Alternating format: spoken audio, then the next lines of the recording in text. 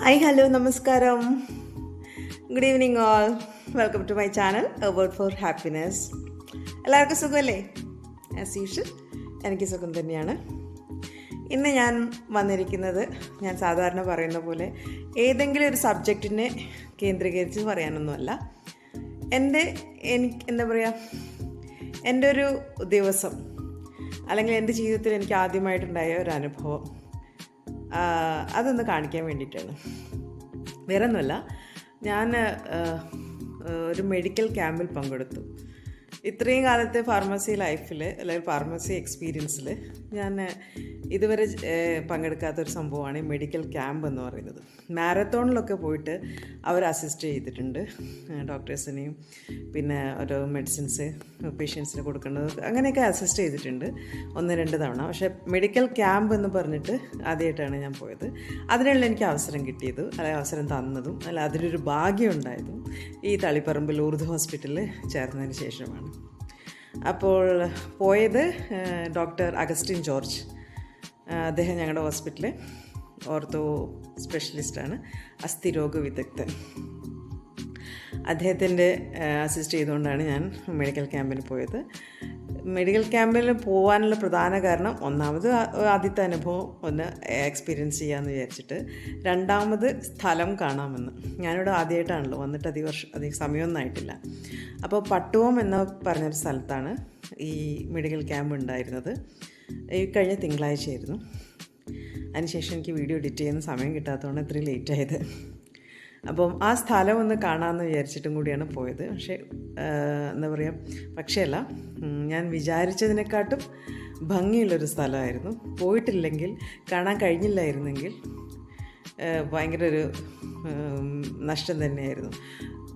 എനിക്ക് തോന്നുന്നത് കണ്ണൂർ എങ്ങോട്ട് തിരിഞ്ഞാലും ഭയങ്കര ഭംഗിയുള്ള സ്ഥലങ്ങളാണ്.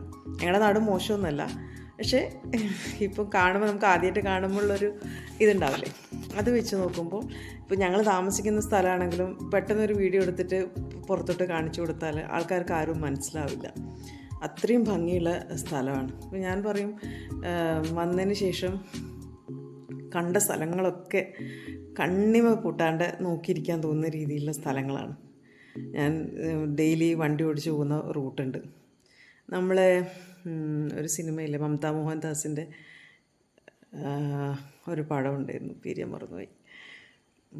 മമത മോഹൻദാസ് ആദ്യമായിട്ട് അഭിനയിച്ച പടം.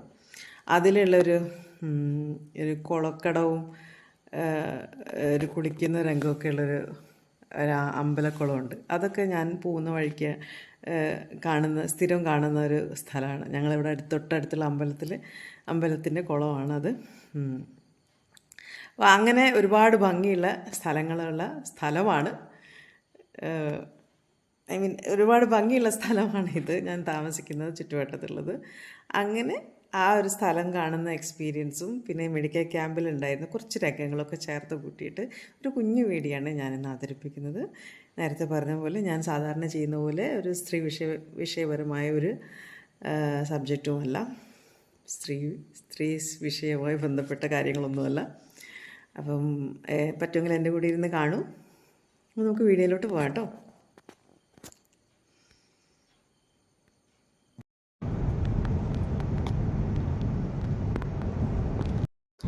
ഒരു 10:30 ആയപ്പോൾ ഞാനും PRO അതുല്യയും ഡോക്ടർ അഗസ്റ്റിനും അദ്ദേഹത്തിൻ്റെ കാറിൽ പട്ടുവത്തേക്ക് പുറപ്പെട്ടു.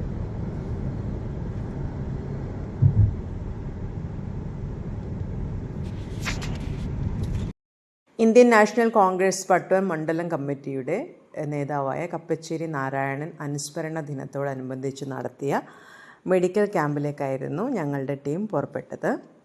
അതിൽ വ്യക്തമായിട്ട് എഴുതിയിട്ടുണ്ട് സമയവും ദിവസവും ഡോക്ടറിൻ്റെ പേരുമൊക്കെ വളരെ കൃത്യമായി തന്നെ രേഖപ്പെടുത്തിയിട്ടുണ്ട്. ഞാൻ നേരത്തെ പറഞ്ഞ പോലെ തന്നെ ഒരുപാട് മനോഹരമായൊരു സ്ഥലമാണ്. ആകാശത്തിൻ്റെ നീലിമയും റോഡ് സൈഡിലുള്ള പച്ചപ്പും ഒക്കെ കൂടി ഭയങ്കര ഒരു മനസ്സിന് കുളിർമ തരുന്നൊരു ഫീലിംഗ് ആയിരുന്നു. ഈ ക്യാമറയിലൂടെ ഇത്ര ഭംഗി ഉണ്ടാകുമ്പോൾ നമ്മൾ നേരിട്ട് നോക്കുമ്പോൾ അതിൻ്റെ ഒരു 4 ഇരട്ടി ഭംഗി എന്തായാലും ഉണ്ടാവും. കണ്ണിൽ കൂടെ കാണുന്ന ഒരു ഭംഗി ഒരിക്കലും ഏത് ക്യാമറയിലും ഞാൻ മുന്നേ ഒരു വീഡിയോയിൽ പറഞ്ഞിട്ടുണ്ട്, കണ്ണിലൂടെ കാണുന്ന ഭംഗി ഒരിക്കലും നമുക്ക് ഒരു ക്യാമറയിലും പകർത്തിയെടുക്കാൻ പറ്റില്ല എന്ന്. ഫിൽറ്ററെല്ലാം എടുത്ത് വെച്ച് എന്തെങ്കിലുമൊക്കെ അഡ്ജസ്റ്റ് ചെയ്യാൻ പറ്റും എന്നല്ലാണ്ട് ഒരിക്കൽ പോലും ആ ഒരു വ്യൂ കിട്ടില്ല. ഞങ്ങൾ 3 പേരും നല്ലോണം സംസാരിക്കുന്ന ആൾക്കാരായതുകൊണ്ട് വഴിനീളെ സംസാരിച്ചു കൊണ്ട് വിശേഷങ്ങൾ പറഞ്ഞുകൊണ്ടായിരുന്നു പോയിക്കൊണ്ടിരുന്നത്.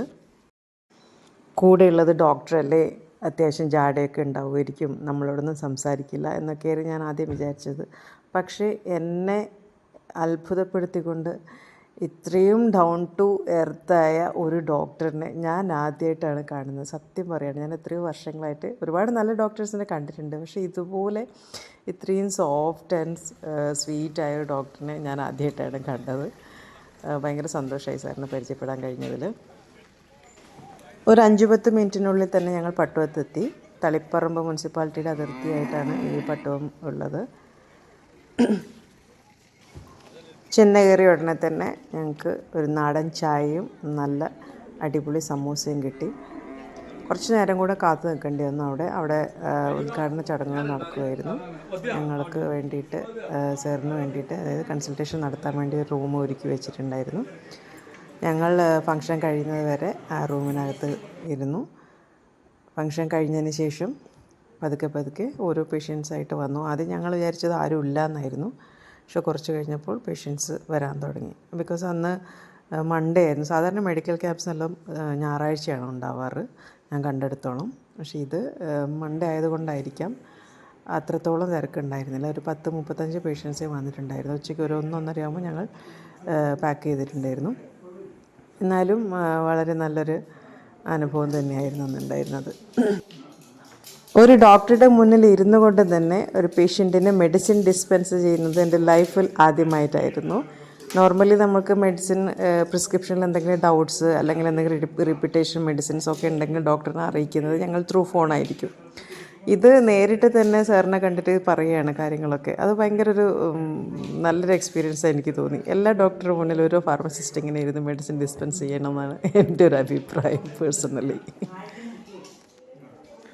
ഓരോ പേഷ്യൻറ്റിൻ്റെയും പ്രശ്നങ്ങൾ വളരെ ശ്രദ്ധയോടെ കേട്ട് അവയ്ക്കുള്ള പരിഹാരങ്ങൾ ക്ഷമയോടുകൂടി തന്നെ നിർദ്ദേശിച്ച് എല്ലാവർക്കും പ്രാധാന്യം കിട്ടുന്നുണ്ട് എന്നൊരു തോന്നലുണ്ടാക്കിക്കൊണ്ട്, അല്ലെങ്കിൽ പ്രാധാന്യം നൽകിക്കൊണ്ട് തന്നെ സാറ് ട്രീറ്റ്മെൻറ്റ് നടത്തുന്നത് കണ്ടപ്പോൾ ഭയങ്കര ഒരു പ്രൗഡ് ഫീലിംഗ് ഉണ്ടായി സാറിൻ്റെ കൂടെ നിൽക്കുമ്പോൾ. മെഡിക്കൽ ഫീൽഡിൽ എല്ലാവർക്കും, ഡോക്ടേഴ്സ്, നഴ്സുമാർ, ഞങ്ങൾ ഫാർമസിസ്റ്റ്, ലാബ്, എവിടെയാണെങ്കിലും സ്റ്റാഫിന് ഏറ്റവും കൂടുതൽ വേണ്ടത് പേഷ്യൻസാണ്. ക്ഷമ. കാരണം അത്രയും പ്രശ്നങ്ങളും കൊണ്ടാണ് ഓരോ രോഗികളും ഓരോ വ്യക്തിയും വരുന്നത്. അപ്പോൾ നമുക്ക് അവരുടെ പ്രശ്നങ്ങൾക്കൊരു പരിഹാരം എല്ലാ സ്റ്റാഫിനും ചെയ്തു കൊടുക്കാൻ പറ്റുമെന്ന് തോന്നുന്നില്ല. പക്ഷേ അവരെ കേൾക്കുന്നുണ്ട്, അല്ലെങ്കിൽ അവരോട് സംസാരിക്കാൻ ശ്രമിക്കുന്നുണ്ട് എന്നൊരു തോന്നലുണ്ടാക്കിയെടുത്താൽ തന്നെ പകുതി പേർക്കും, അല്ലെങ്കിൽ നല്ലൊരു ചിരി കൊടുത്താൽ തന്നെ അവരിൽ പലർക്കും പകുതി ഒരു ആശ്വാസമാവും. ഇവിടെ നിന്നാൽ എനിക്ക് വേണ്ട ഒരു ട്രീറ്റ്മെൻറ്റ് അല്ലെങ്കിൽ വേണ്ട ഒരു കെയർ കിട്ടും എന്നുള്ളൊരു തോന്നലുണ്ടാവും. അതുപോലത്തെ ഞാൻ മാക്സിമം ശ്രമിക്കാറുണ്ട് അതിന്. ചില പ്രത്യേക സന്ദർഭങ്ങളിലൊക്കെ കൈവിട്ട് പോകാറുണ്ടെങ്കിൽ പോലും മാക്സിമം ശ്രമിക്കാറുണ്ട്. പക്ഷേ ഒരു തവണ പോലും കൈവിട്ട് പോവാതെ എല്ലാ പേഷ്യൻസിനെയും, ഈവൻ അവിടുത്തെ ഈ നടത്തിപ്പുകാരോടും ഒക്കെ വളരെ സ്വീറ്റായിട്ട് പെരുമാറുന്നത് സാറിനെ കൊണ്ടേ പറ്റുമെന്ന് എനിക്ക് തോന്നിപ്പോയി, സത്യം പറയാലോ. അവസാനം ഞങ്ങളുടെ കൂടെ നിന്ന് ഒരു സെൽഫിയും എടുത്ത് ഞങ്ങളൊരു 1-1:30 ആകുമ്പോൾ സാറിൻ്റെ കാറിൽ തന്നെ തിരിച്ച് ഹോസ്പിറ്റലിലോട്ട് മടങ്ങി.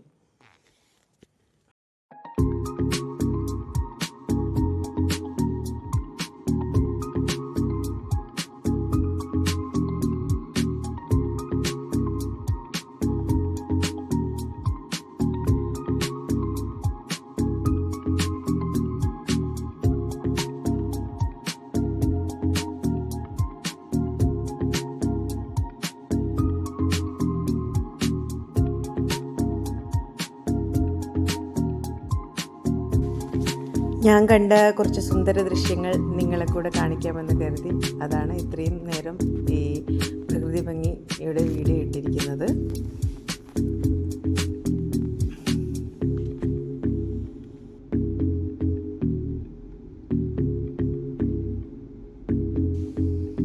ഈ കാണുന്നതാണ് ഞങ്ങളുടെ ഹോസ്പിറ്റലിൻ്റെ പുറകുവശത്തു നിന്നുള്ള വ്യൂ. പാർക്കിംഗ് ഗ്രൗണ്ടിലേക്കാണ് പോകുന്നത്. അതാണ് ബാക്ക് സൈഡിലോട്ട് വന്നത്. എന്തായാലും ഇന്നത്തെ വീഡിയോ ഞാൻ ഇതോടുകൂടി അവസാനിപ്പിക്കുകയാണ്. എൻ്റെ സ്ഥിരം വിഷയങ്ങളായ നമ്മുടെ ജീവിതവുമായി ബന്ധപ്പെട്ട കാര്യങ്ങളുമായിട്ട് ഞാൻ വീണ്ടും വരുന്നതായിരിക്കും. അതുവരെ have A safe day. Bye bye. Love you all.